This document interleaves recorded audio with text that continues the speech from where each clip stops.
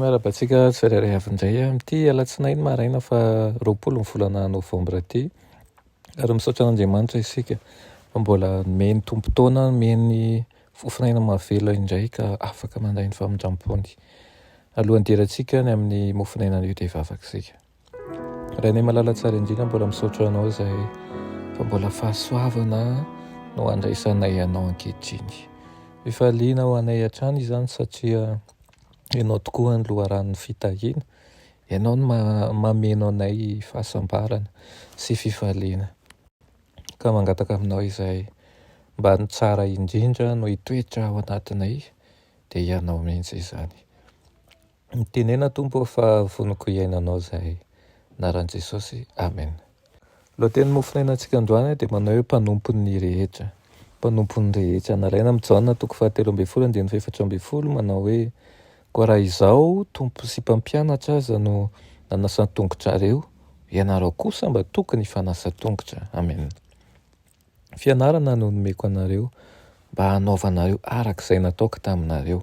Lazaiko aminareo marina dia marina tokoa i Jesosy ny andevitsy lehibe noho ny tompony, na ny iraka noho ny maniraka azy. Raha fantatrareo izany dia sambatra ianareo raha manao an'izany. Amen. Misy foronana ao amin'ny olona izay hihevitra ny tena no ambony noho ny rahalahiny. Hiasa ho an'ny tena ny tady ny toerana ambony indrindra ny eritreretiny ary matetika no miteraka fiheveran-dratsy sy fangidiana ao amin'ny toe-tsaina misy an'izany.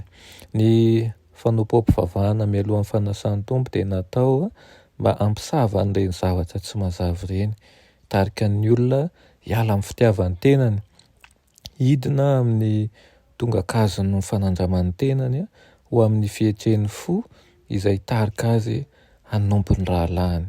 Ilay masina manara-maso avy any an-danitra amin'izay dia manatrika amin'ny fotoana io mba hahatonga an'izany ho fandiniana ny fanahy, ho faharesen-dahatra ny amin'ny fanahy sy ho toko feno fitahiana fa voavela ny fahotana.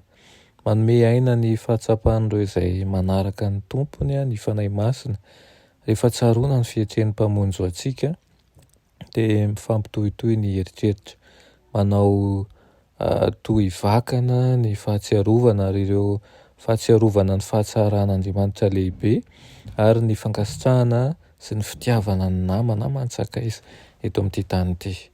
Naiza naiza ny karazana ny fanompoam-pivavahana io araka ny tokony ho izy dia miditra amin'ny fifandraisana masina ny zanak'Andriamanitra mba hifanampy sy hifampitahy.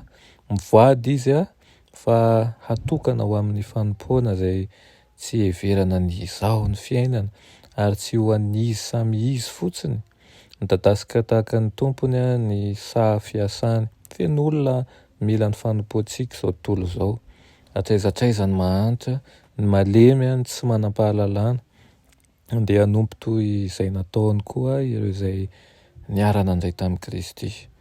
Tonga ho mpanompo ny rehetra Jesosy, ilainy tompon'ny rehetra koa satria manompo ny rehetra izy dia mbola hotopoina sy hatsain'ny rehetra indray.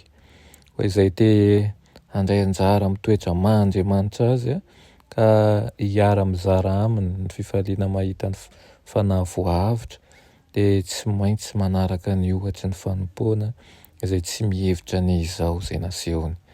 Koa dia aoka hitoetra amintsika mandrakariva ny fahatsiarovana ny reny anampianaran'i Kristy ireny. Fa hoy izy manao hoe any andevo izy tsy lehibe noho ny tompony, ny iraka noho ny maniraka azy. Fa ilainy tokoa isika hanatra fanetrehan-tena ho an'ny namantsika, ny mpiara-belona amintsika, ny mpiara-misalahantsika amin'ny asa fanompoana. Tsy misy ambony, tsy misy ambany eo amin'i Kristy fa mitovy avokoa isika rehetra ireo. Dia mba ho voninahitr'Andriamanitra irery ihany. Amen. Any malala tsara indrindra mbola misaotra anao ny amin'izany teninao izany amin'ity maraina ity.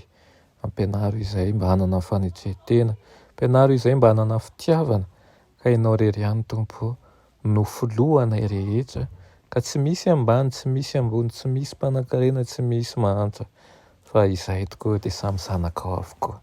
anaran'i Jesosy. Amen.